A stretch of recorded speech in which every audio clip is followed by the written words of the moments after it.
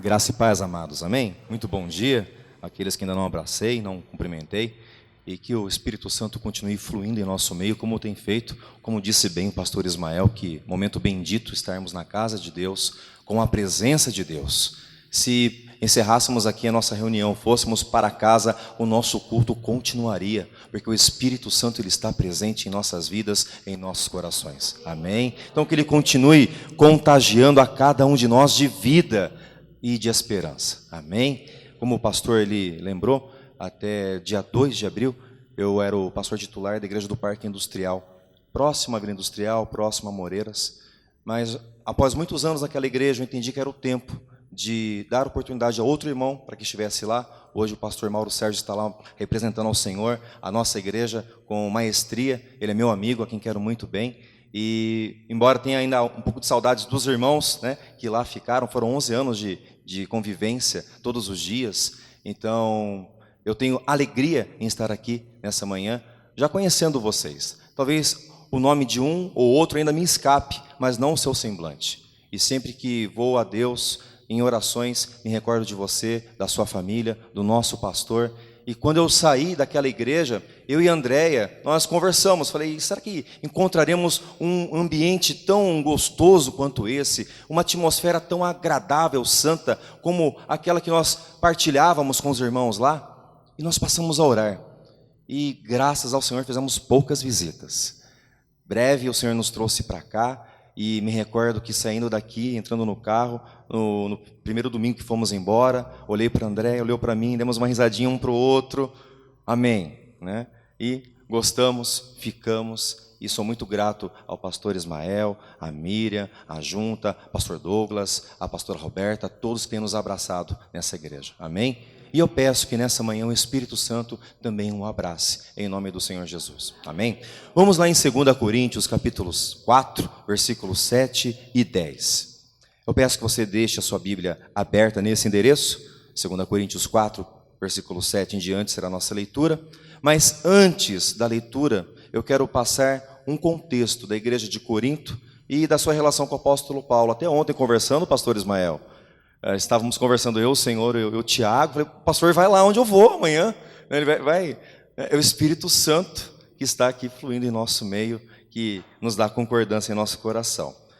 Então, eu quero dar um breve panorama de qual era essa igreja. A igreja de Corinto era uma cidade muito próspera, muito rica, era um entreposto comercial, era uma cidade que era portuária, por lá deslocavam as riquezas do Império Romano. Ela ficava no sul da Grécia e ela ligava o Peloponeso, uma região da Grécia, a Roma. Era a rota mais rápida, mais curta entre esses dois pontos. E tal como havia prosperidade naquele lugar, muita riqueza, também havia muita luxúria, havia muita idolatria. Haviam mais de 40 templos naquela cidade. E o destaque era para o grande templo que havia para a deusa, entre aspas, do amor. Vênus para os romanos, Afrodite para os gregos, e acontecia que naquele lugar haviam mais de 1000 herodianas, mulheres, que prestavam o seu culto à sua deusa através dos seus corpos, vendendo os seus corpos. Então, para que vocês vejam o panorama daquela cidade, como havia tanta riqueza e havia ao mesmo tempo tanta devassidão. Aristófanes, que era um comediante grego, ele criou um termo, corintianizar, que significa fazer algo devasso, algo espúrio, algo nesse sentido. Isso se tornou muito popular. Havia também outra frase muito conhecida, mais moderna, que dizia que Corinto era o céu dos marinheiros, o paraíso dos bêbados e o inferno das pessoas decentes. Tamanha era a devassidão que havia naquela cidade. E só para que possamos exemplificar, passar uma ideia do que seria isso, uma amiga minha e da André em comum, da nossa igreja, ela certa vez compartilhou que ela cresceu num bairro de Campinas que era marcado pela prostituição. Na porta da sua casa havia uma plaquinha, casa de família. Mas ela dizia como era difícil sair de casa, andar por aquelas ruas, em meio a tanta coisa que desagrada a Deus. Bares, boates, me refiro ao Jardim Tatinha aqui em Campinas. Ela morava naquele bairro. Há várias pessoas que moram no meio daquele bairro, em meio a tudo aquilo que nós sabemos, reconhecemos, não agradar a Deus. Imagine como é difícil para um cristão estar numa situação como essa. andando por ruas onde as pessoas ficam seminuas, andando em meio a tudo aquilo que desagrada a Deus, mas agrada a Satanás. E era exatamente esse o ambiente de Corinto, uma cidade próspera, rica, mas cheia de devassidão.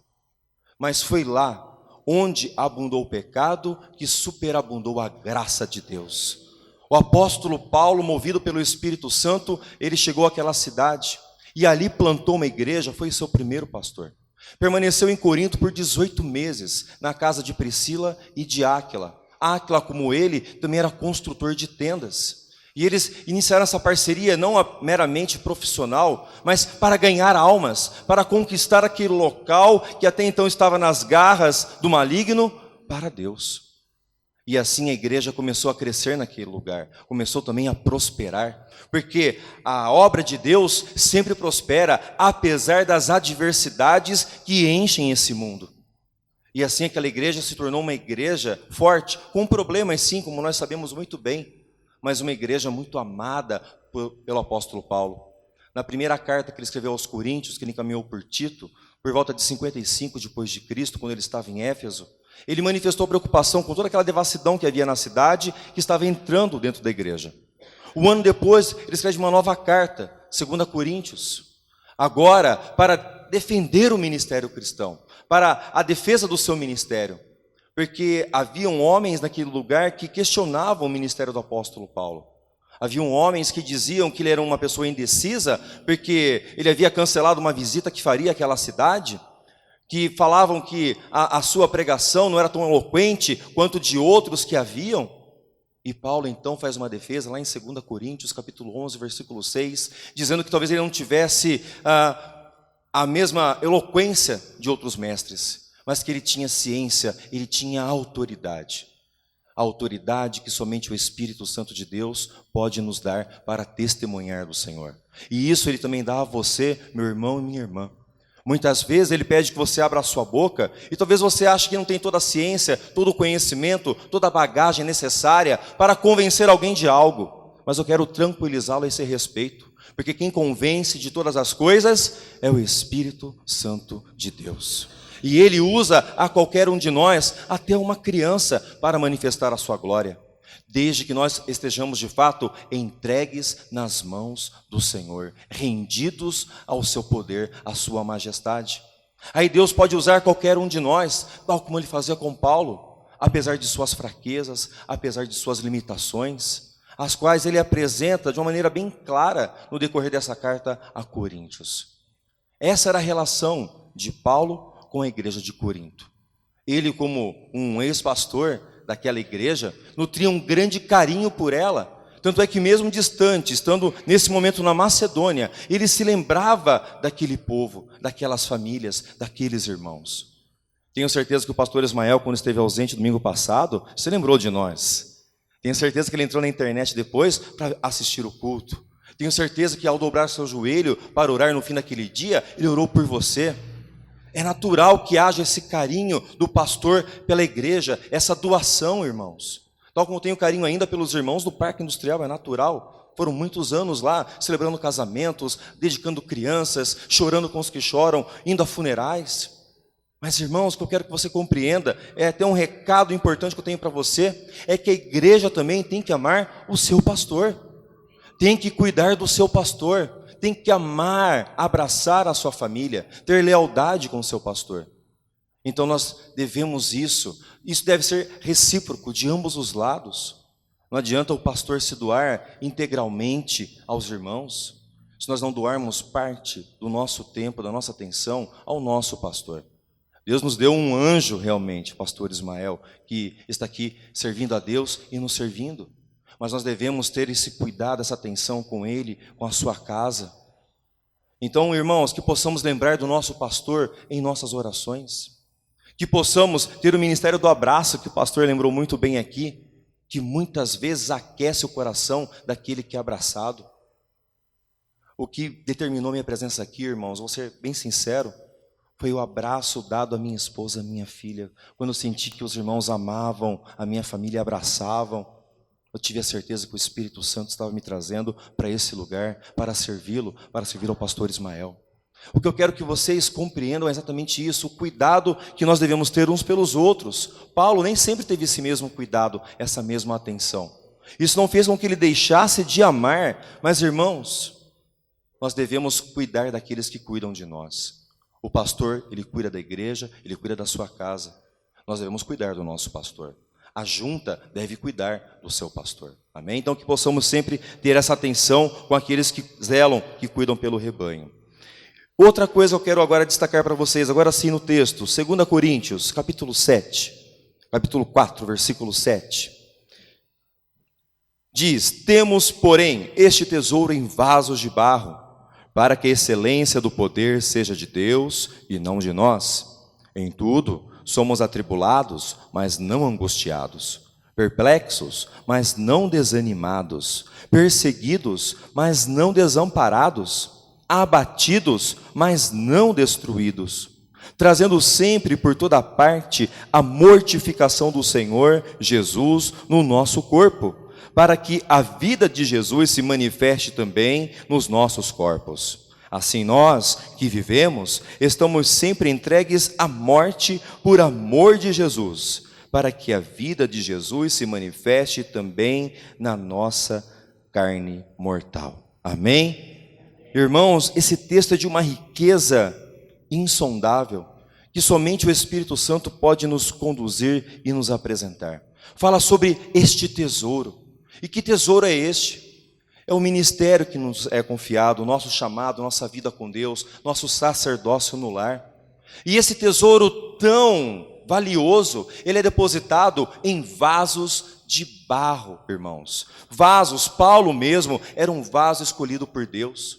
Nós vemos Deus se referindo assim a ele lá em Atos capítulo 9, quando Ananias é conduzido ao encontro com Saulo, para que ele pudesse de fato não enxergar apenas fisicamente, mas espiritualmente o que acontecia na sua vida, após aquele encontro que ele teve em meio à estrada com o Senhor Jesus. Então, irmãos, nós somos vasos escolhidos por Deus para o seu serviço. E um vaso, ele pode ser um vaso de honra ou de desonra. Ser um vaso é um fato. Ser um vaso de honra ou de desonra é uma escolha que cada um de nós fazemos em nosso dia a dia. Somos nós que escolhemos se seremos portadores ou não desse tesouro. Compete a nós essa decisão. Então que possamos encher o nosso coração, que é este vaso, daquilo que realmente é valioso, daquilo que vale a pena. Há tanta coisa menor que tem ocupado espaço em nosso coração, em nossa vida, enquanto aquilo que é realmente precioso é deixado de lado. Que possamos colocar o Senhor como aquele que é realmente o mais importante, prioritário em nosso viver. Que possamos colocar aqui dentro, não coisas, mas pessoas, porque pessoas têm mais valor do que coisas. Coisas serão deixadas para trás. As pessoas nós trazemos conosco enquanto estamos aqui como seres viventes, mas quando estivermos com o Senhor, a única coisa que teremos conosco é a sua santa e maravilhosa presença. Então que possamos, em nome do Senhor, guardar este tesouro nesse vaso de barro. Na quinta-feira à noite, o Pedro me fez uma pergunta: Pastor Clay, sabe o que significa o seu nome? Eu dei uma risadinha, falei: sei. O que você acha? Ele: é esquisito, né, pastor? Eu falei: meu nome significa barro, irmãos, argila, né? E eu descobri isso quando eu tinha 11 anos de idade. Eu sempre achei meu nome um tanto quanto incomum, e criança já sofria bullying naquela época. Na minha época de infância, e tem ainda hoje, tinha Doriana Cleibon, né? Então era motivo de chacota no meio das criancinhas lá do primário, enfim, né? Cantava uma musiquinha daquela margarina para mim, pastor. Foi tempo difícil, né? Eu me recordo bem disso. Mas não tenho mágoas no coração, amém? Já perdoei a todos. O Espírito Santo fez a obra. Mas eu quero que vocês entendam que, quando eu tinha 11 anos, numa aula de inglês com a professora Angélica, ela disse o significado do meu nome. E eu esperava que fosse alguma coisa como vencedor, grandioso. Que nem Alexandre, significa salvador do mundo. Olha só que nome, né? Quando chegou no meu nome Clay, barro, argila. Naquele momento me senti pisado como barro, literalmente, né? Fui para casa, meio desanimado, falei, pai, por que você me deu esse nome? Eu já sabia o porquê, né? Na época, meus pais pensavam em se mudar para o exterior, iriam para o Canadá viver com um tio do meu pai. Então, o nome José, Pedro, talvez não fosse tão habitual lá, escolheram um nome um pouco diferente. Ele falou, Clay, o que significa seu nome? Barro, pai. Tanto nome legal para você me dar, me deu o nome de Barro, né? Meu pai perguntou, você sabe o significado do meu nome? O meu pai é Eduardo. Eu falei, não, pai, não sei. O nome Eduardo significa guardião do tesouro. E meu pai falou, você entende o que significa o seu nome? Meu nome é Clay Eduardo, irmãos. Amém? Eu tenho o segundo nome Eduardo. Barro que guarda o tesouro. Todos nós, irmãos, somos um vaso de barro que guarda o maior tesouro que existe. E o que tem valor não é o vaso. Quando você paga caro lá pelo azeite galo, que você paga lá R$ 20 o frasquinho, o que tem valor não é o vidrinho de azeite. Quando acaba, você faz o que com o vidro de azeite?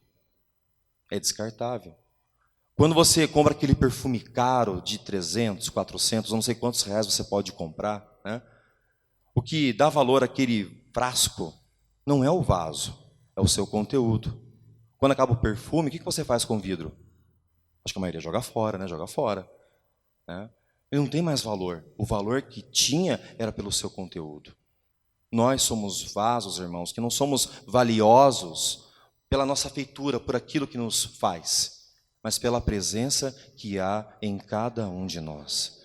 Não importa de onde você veio, não importa o significado do seu nome, não importa nada disso.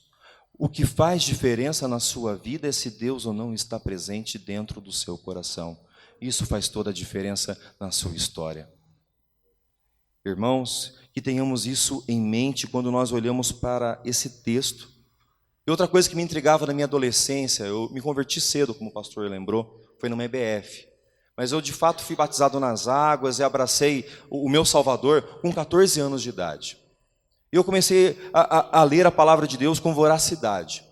E naquela época eu olhava para esse texto e outros tantos que mostram que o homem foi criado do barro e aquilo me intrigava. Por que o barro? E na época eu lia muita história em quadrinho ainda, né? Por que o homem não foi criado de ferro, que nem o homem de aço, né? O Tony Stark? Por que não foi criado, aliás, o Tony Stark é o homem de ferro, isso mesmo, né? O de aço é o Clark Kent, o outro também. Por que não ferro, por que não aço, por que não outra matéria-prima mais nobre? Porque logo o barro. E o texto, ele deixa muito claro o porquê. Para que a excelência do poder seja de quem, irmãos? De Deus e não de nós. Nós somos vasos de barro para que a excelência do poder seja de Deus e não de nós. Porque o barro é o mais humilde dos elementos. Ele pode ser pisado pelos homens, mas é sempre maleável na mão de Deus. Nós devemos ser maleáveis na mão do Senhor para que Ele possa nos moldar à sua imagem, à semelhança de Cristo. Ontem, enquanto eu estava com os irmãos lá embaixo para orarmos, para finalizar a EBF, eu vi que algumas crianças tinham pedacinhos de argila, de barro nas mãos. E eu comecei a modelar um ou outro, né? Fazer uns bonequinhos, fazer umas bolinhas para algumas crianças. E isso, irmãos, me faz lembrar que o oleiro, ele tem poder sobre a sua obra. Ele pode nos moldar conforme a sua vontade. O barro não tem vontade sobre aquilo que é feito na sua vida. Ele se entrega às mãos do oleiro. Mas quantas vezes eu e você procuramos interferir no trabalho do oleiro? Procuramos criticar aquilo que Deus tem feito em nossas vidas, ao invés de agradecer a Ele pelo toque da sua mão. Porque por mais que o oleiro lhe aperte o barro, por mais que ele o esprema, o intuito dele não é destruição daquele instrumento futuro. Pelo contrário, ele quer prepará-lo para que de fato ele seja algo útil na sua casa, a sua obra, a sua vontade. Aquilo que Deus tem feito na sua vida, o apertando em alguns momentos, o espremendo em alguns momentos, seja grato por isso, irmãos. Até pelas perdas que você sofre, pelos reveses que você enfrenta por um momento, seja agradecido por isso, porque a mão do oleiro está operando em sua vida. Amém, igreja? Aleluia. Nós devemos realmente entender algo, que o vaso, ele só tem valor quando ele tem um conteúdo precioso dentro dele. A estética do vaso não vale muita coisa. A aparência do vaso Não vale. O importante é o seu conteúdo. Nós aprendemos a julgar as coisas por aparência. A sociedade na qual nós vivemos é dessa maneira. E infelizmente nem sempre prestamos atenção no conteúdo. O conteúdo passa despercebido. Então que possamos aprender a valorizar aquilo que de fato é importante. E nada há de mais importante do que estarmos aqui nesse momento, cultuando, louvando, exaltando o nosso Senhor, o qual tem operado em nossas vidas. E outra coisa que eu penso, que vejo referente a vasos. Eu me recordo do cerco ao arraial medianita, quando Gideão e os homens de Israel estavam cercando aquele local. A estratégia dada por Deus foi bem peculiar. Cada um deles tinha uma tocha em suas mãos acesa. E aquela luz da tocha, ela era oculta por um momento por aquele vaso. Mas quando fosse dado o sinal, aqueles vasos deveriam ser quebrados, para que aquela claridão toda pudesse ser vista e Deus pudesse colocar o seu plano em ação, afugentando os inimigos do seu povo, como foi feito. E o povo de Deus teve vitória sem ter que pegar uma única espada, porque o Senhor naquele momento, Ele mostrou o seu poder através do quebrantamento daqueles vasos. Nós ouvimos muito hoje sobre avivamento, a expectativa de um avivamento, mas nós não entendemos que a glória de Deus se revela somente quando um vaso ele é quebrantado. Nós somos vasos. Nós devemos colocar isso em prática, nos quebrantar na presença de Deus. Devemos permitir que Ele nos parta para que a sua luz, para que a sua glória seja vista. Tal como aquela mulher que foi à casa de Simão e pegou um vaso, um frasco de alabastro, com um perfume caríssimo dentro, e o partiu, o quebrou para ungir o Senhor Jesus. Houveram tantas críticas àquela mulher, porque na verdade ela não era compreendida. O perfume só pode ser exalado quando o vaso ele se quebra, ele se quebranta. Se você quer que o perfume de Cristo seja sentido pelas pessoas que estão ao seu redor, meu irmão, minha irmã, se quebre na presença de Deus. Há quanto tempo nós talvez não tenhamos um momento como esse, no qual nós derramamos nossas lágrimas ao Senhor, no qual nós permitimos que o nosso coração de fato se abra, principalmente os homens. Quantas vezes nos é ensinado pela sociedade, pelos nossos pais, que o homem é forte, que o homem não chora, que o homem tem que ser resistente a tudo e a todos. E você vai criando uma armadura, uma carapaça em volta do seu coração. Mas isso não impede seu coração de pulsar e doer em vários momentos. Devemos permitir que o Espírito Santo, Ele faça com que haja esse travaso do nosso coração, dos nossos sentimentos. Que o Espírito Santo realmente possa fluir através de nós, fazendo com que haja um avivamento verdadeiro. Que o avivamento não é feito por barulho, pastor. Não é feito por agitação. Um avivamento, ele ocorre quando há vida. E onde o Espírito Santo está, há vida, há liberdade, há esperança. Deus, Ele quer promover um avivamento sim em nosso meio, através da sua palavra e do seu Espírito, o qual toca os nossos corações de uma maneira íntima, particular, a qual nenhum outro pode fazer. Somente o Espírito Santo, Ele tem de fato acesso àquilo que está em nosso interior. Mas outra coisa que eu aprendo com aquela mulher lá de Marcos 14, versículo 3 e 5, que quebrou aquele frasco de alabastro, é o seu desprendimento material. Aquilo custava muito dinheiro, era algo muito valioso. O alabastro, para que você tenha uma ideia, é uma espécie de mármore, que ele é polido até se transformar numa joia, em algo muito valioso também. Mas ela entendia que mais valioso não era o vaso, era o conteúdo, era a sua ação, a sua atitude. E por isso ela fez uma boa obra para Jesus, tal como Ele mesmo disse, essa mulher me fez uma boa obra, ela fez algo bom para mim. Devemos usar as nossas posses, nossos recursos, para fazer algo bom para Deus também, irmãos. Não adianta a pessoa se converter, o seu bolso, sua carteira não se converter. Quantas vezes nós ouvimos isso? Que o coração se converte, mas o último que se converte é a carteira. Misericórdia. Só que infelizmente muitas vezes isso condiz com a atitude de algumas pessoas. embora ali não haja convertimento, porque quando eu reconheço Cristo como meu Senhor, tudo que é meu passa a ser dele. E quando Paulo escreve aos Coríntios, ele também escreve para pedir ajuda aos irmãos de Jerusalém, que passavam por necessidade, por aperto. E ele cita o exemplo dos irmãos de Macedônia, que liberalmente davam, voluntariamente davam, além de suas posses. Irmãos, às vezes damos mais valor àquilo que está na nossa carteira do que ao sofrimento de alguém que está ao nosso redor. Vou citar só um breve exemplo, Sem ser esse sábado passado, a festa country. Foi isso mesmo, festa country. Eu estava à porta da igreja, apareceu um homem subindo a escadaria. Eu acho que foi a Joana que falou: pastor, quer falar com um pastor? Quer falar com alguém aqui? Eu converso com ele. Estávamos naquela correria dos ajustes finais, arrumando as coisas. Eu fui dar uma atenção para aquele homem. E ele veio falar uma coisa para mim: olha, eu não vim aqui para pedir nada, pelo contrário, eu vim pedir uma oração. Eu estou indo para Louveira. Estou tentando pegar carona aqui na estrada, eu não estou conseguindo. O pessoal passa e não para. E eu pensei, nem eu ia parar também, né? Pedindo carona, não conheço, vou parar? Não sei. Mas, enfim, ele prosseguiu com a sua narrativa. Ele falou: minha mulher me disse uma coisa, que quando eu visse uma primeira igreja que eu parasse, pedisse oração. Que eu pedisse que alguém orasse por mim. Eu estou há 4 meses desempregado, eu estou indo para aquele emprego lá em Louveira, vou passar a semana inteira trabalhando, né? É um trabalho como servente.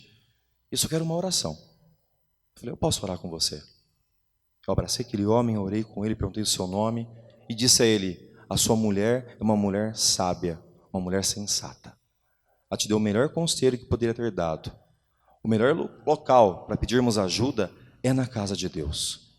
Não pelos homens, mas pelo Deus, pelo Senhor que está sempre presente. E naquele momento o Senhor me tocou no coração. Abençoa a vida do irmão, né? Eu pensei: puxa vida, Deus, eu estou meio descapitalizado, né? Abri a carteira, vi 3 cédulas lá dentro. Eu lembrei que eu tinha que pagar a festa country também, né? Das meninas e da minha mãe. Eu olhei para a maior, falei: essa maior tem que pagar aqui a festa country. Tem essa do meio e tem essa menorzinha. E vem a tentação: vou dar a menorzinha para o irmão, né? Falei: não. Eu dei de segundo valor, um valor razoável. No que eu dei para ele, aquele homem ficou assustado, falou: eu não posso receber isso, não tem como te pagar. Eu falei: você não está devendo para mim, Deus está te dando isso. Seja grato a Deus. E não esquece de chegar em casa, depois, quando você vier do serviço, beijar a tua mulher e falar que ela é sábia. E falar que Deus é fiel. Irmãos, se aquilo que nós temos não serve a Deus, você não precisa ter isso. Nós devemos colocar tudo que nós somos e temos a serviço da obra de Deus. Há tantas pessoas necessitadas ao nosso redor, não podemos passar indiferentes ao sofrimento dos irmãos da Venezuela, dos irmãos da China, dos irmãos dos bairros vizinhos. Devemos sentir a dor daqueles que sofrem e chorar com eles e ajudá-los. O Senhor Jesus não dispensou faminta multidão. Ele multiplicou os pães e os peixes, mas a partir do momento em que houve a entrega dos homens que ali estavam, quando eles entregaram aquilo que eles tinham para que servisse ao Senhor. Hoje em dia nós ficamos um tanto quanto comedidos em falar de dinheiro em igreja. Eu vou confessar uma coisa: quando eu assumi a igreja do Parque Industrial, eu não gostava de falar de dízimos e ofertas. Não gostava. Teve até alguns cultos, pastor, eu pequei. Teve 2 cultos que eu não fiz a coleta de dízimo e oferta. Não fiz, eu ficava constrangido. Veja só. Por quê? Pela atitude de outras pessoas que usam o nome do Senhor em vão, que distorcem a palavra de Deus em benefício próprio e não do reino de Deus. Mas nós não podemos deixar de pregar a verdade, porque alguns pregam a mentira. Nós devemos apresentar a verdade, a palavra que liberta, para que as pessoas tenham entendimento em seus corações. Amém? E é isso que a nossa igreja faz aqui. Nós pregamos a palavra viva, como ela é. Amém?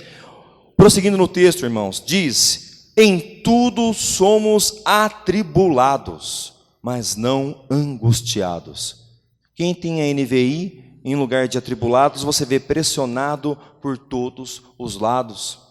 Você é pressionado no seu trabalho, você é pressionado pela sua família, você é pressionado pelos seus amigos. Em tudo nós somos pressionados, irmãos.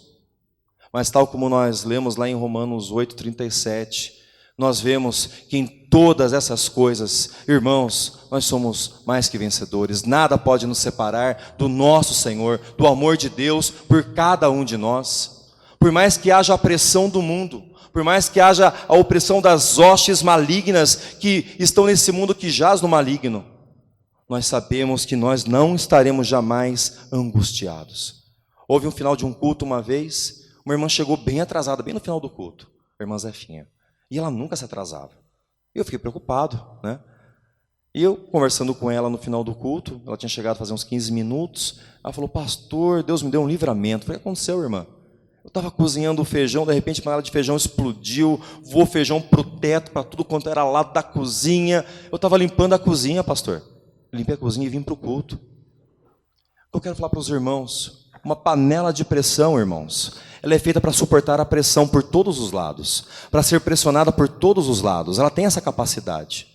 Mas ela só tem essa capacidade porque ela tem uma pecinha em cima dela da tampa, uma válvula de escape, uma válvula de alívio. Quando ela é obstruída por qualquer coisa que seja, o que acontece? Aquela pressão interna que é gerada pelo calor vai pressionando aquela panela até que ela explode. Irmãos, sabe por que nós não agimos como o mundo age? Porque nós não explodimos? Porque nós temos uma válvula de alívio, que é o Espírito Santo de Deus. É Ele quem alivia as pressões que são exercidas por esse mundo, por essa sociedade, em nosso coração. É Ele que nos dá a paz acima de qualquer entendimento nas piores crises. Eu me recordo que foi esse ano sim, no comecinho do ano, eu estava buscando a André e a Nicole na casa do meu sogro e indo para a minha casa. E eu passei em frente à casa dos meus pais, na Avenida Industrial, Abelardo Pompeu do Amaral, e enquanto eu transitava por aquela avenida bem movimentada, um carro na contramão descia em disparada. Ele atravessou o canteiro, bateu num primeiro carro, bateu num segundo carro, e eu vi uma mulher de braços abertos na frente do carro, tentando parar o carro desesperada. Diz André que eu tentei parar aquele carro, batendo no meu carro naquele. Eu não sei se fiz isso ou não. Eu sei que meu carro bateu naquele carro. Aquele carro veio de ré e bateu no meu carro, no lado esquerdo.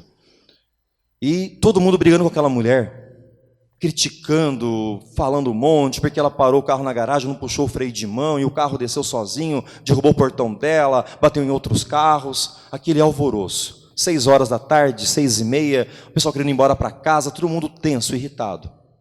Eu não tinha condições de falar com aquela mulher naquele momento. Eu me apresentei, eu apontei meu carro, falei: meu carro é aquele que está lá batido, o Celta. Eu venho amanhã para a gente conversar na hora do almoço. Pode ser? Atrapalha a senhora? Ela: não.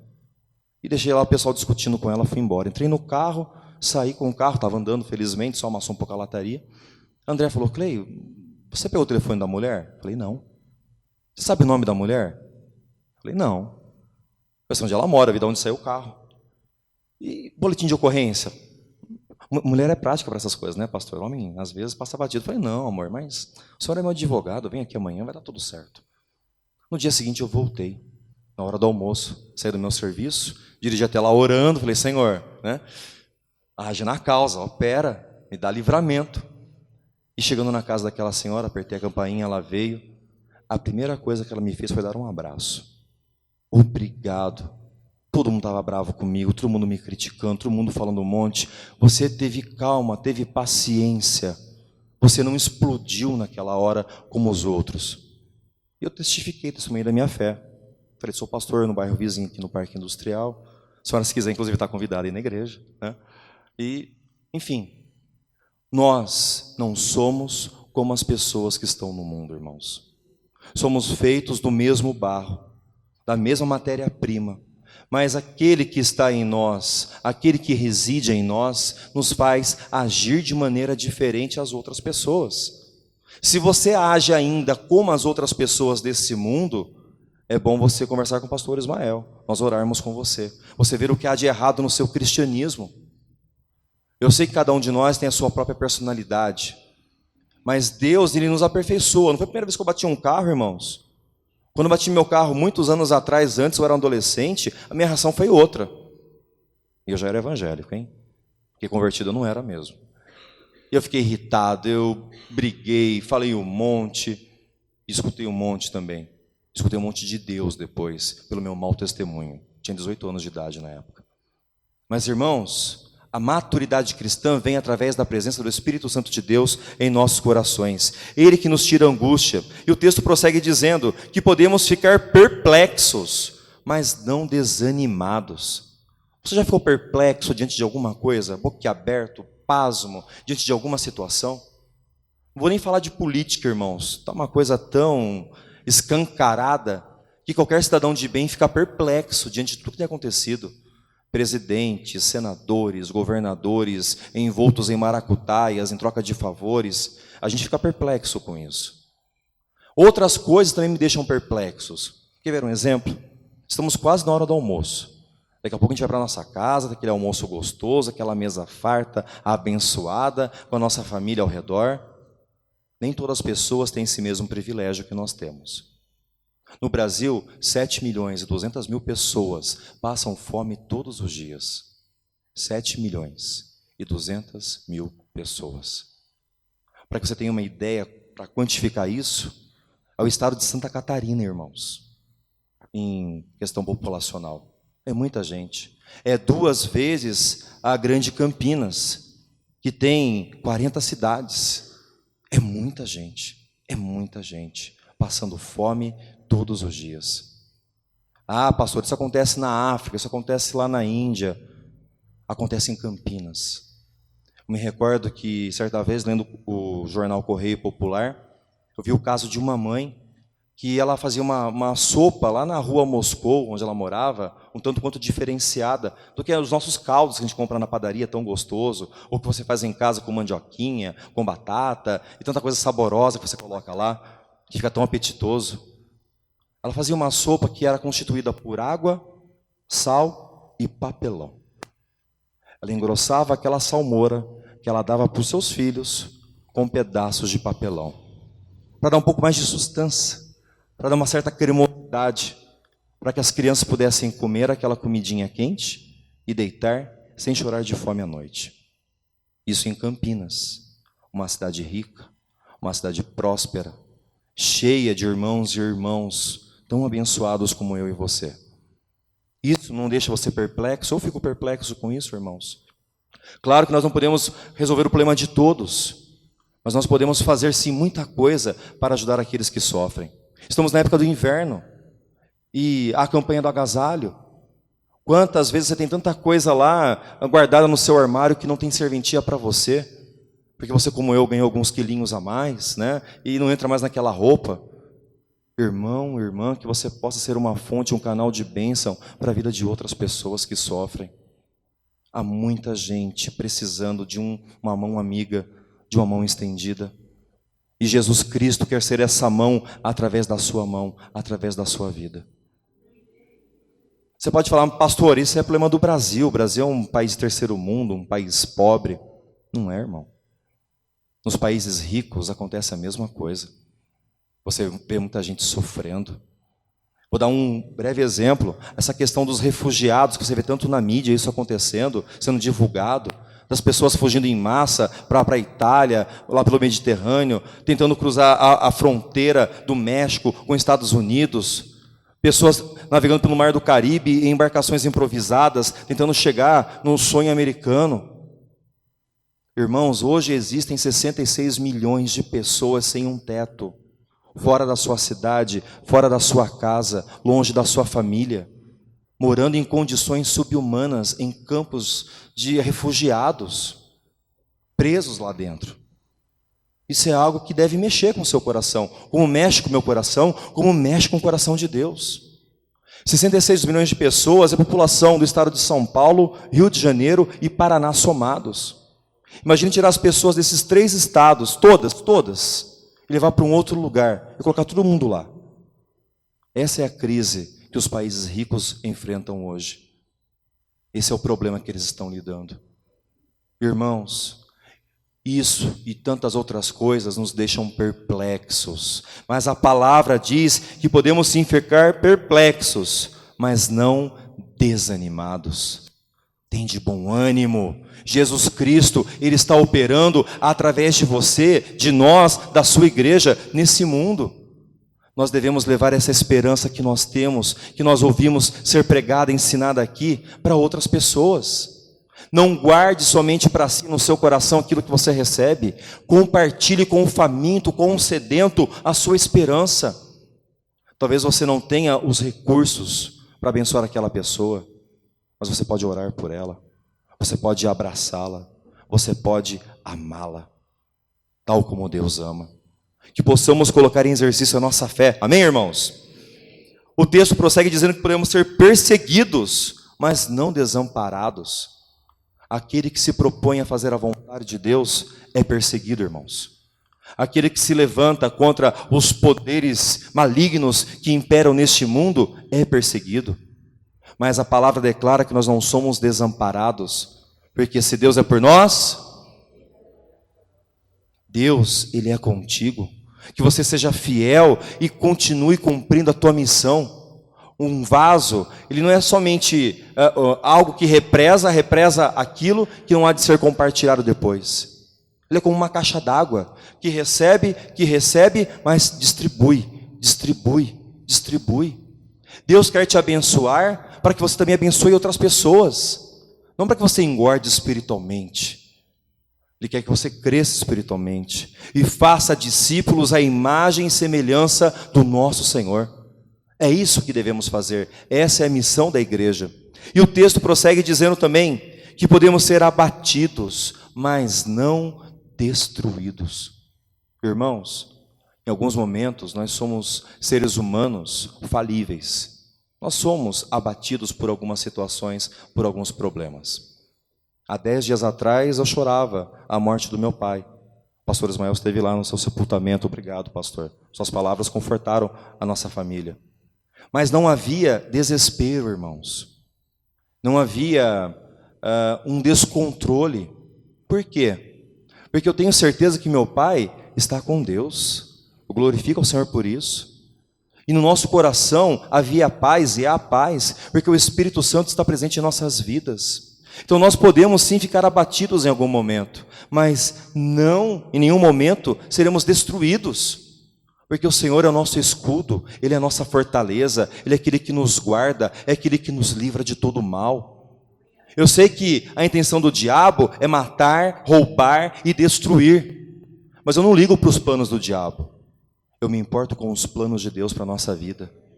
E o plano de Deus para a sua vida é aquele descrito lá em Jeremias 29:11. Pois eu sei que planos tenho para vós, planos de paz e não de mal, para vos dar uma esperança e um futuro, para vos dar o fim que desejais. O que Deus quer dar para você é exatamente isso, esperança, cuidar do seu futuro. Nos preocupamos tanto com o nosso presente, como se fosse a coisa mais importante, irmãos. Nós somos peregrinos em meio a uma terra árida, desértica. O nosso alvo não é essa terra. Você não pode se contentar com aquilo que esse mundo oferece. Você tem que olhar para a eternidade e vislumbrar algo melhor.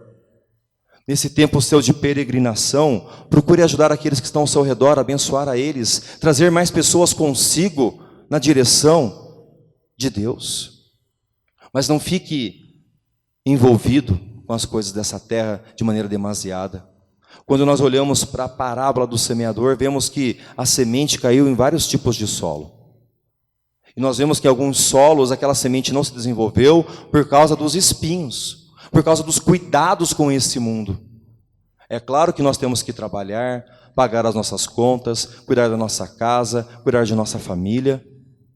Mas acima de tudo, meu irmão e minha irmã, cuide, guarde o teu coração. Guarde o teu coração. E que esse coração, este vaso, esteja cheio do Espírito Santo de Deus. Amém? Versículo 10 e versículo 11. Eles concluem o que Paulo diz aqui nesse momento para nós, dizendo: trazendo sempre por toda parte a mortificação do Senhor Jesus no nosso corpo, para que a vida de Jesus se manifeste também nos nossos corpos.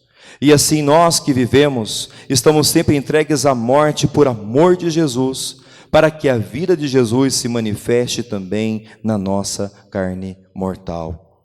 Meu irmão, que nós possamos viver crucificados, que possamos ter a morte de Jesus em nós, carregar a nossa cruz. Hoje as pessoas, elas querem o céu, mas não querem carregar a cruz, não querem a renúncia do seu eu, do seu ego. Alguns até dizem que querem derrubar as fortalezas de Satanás nesse mundo, mas muitas vezes não têm a capacidade, a força para desligar o botão do controle remoto da TV. E estão vendo coisas que enchem o seu coração, não com o verdadeiro tesouro, mas coisas que de fato não edificam. Ficam vendo a casa da Record, ficam vendo a casa do Big Brother, ficam vendo a casa do Game of Thrones, ficam aprisionados por coisas que não edificam, que não enchem, enquanto deveriam estar vendo a casa de Lázaro, a casa de Marta, a casa de Maria, a casa destelhada por onde passou o paralítico e foi curado, transformado pelo Senhor, enquanto deveriam estar na casa de Deus, louvando e exaltando ao Senhor. Ficamos presos às coisas que são passageiras e não estamos de fato abraçados com aquilo que é eterno. Tudo isso aqui passará, meu irmão, minha irmã. Tudo isso aqui é transitório, é efêmero. O que é eterno é o amor de Deus, aquilo que Ele tem guardado para aqueles que o temem, para aqueles que confiam nele. Nessa manhã, o meu desejo mais íntimo, mais sincero, é que você perceba a grandiosidade do amor de Deus por sua vida. E o propósito que você tem, porque você é salvo, meu irmão, minha irmã, não apenas para ir para o céu. Você é salvo para ser um instrumento, um vaso de Deus. Então que aquilo que você tem, aquilo que você é, sirva para um único propósito, para glorificar e exaltar o Senhor nosso Deus.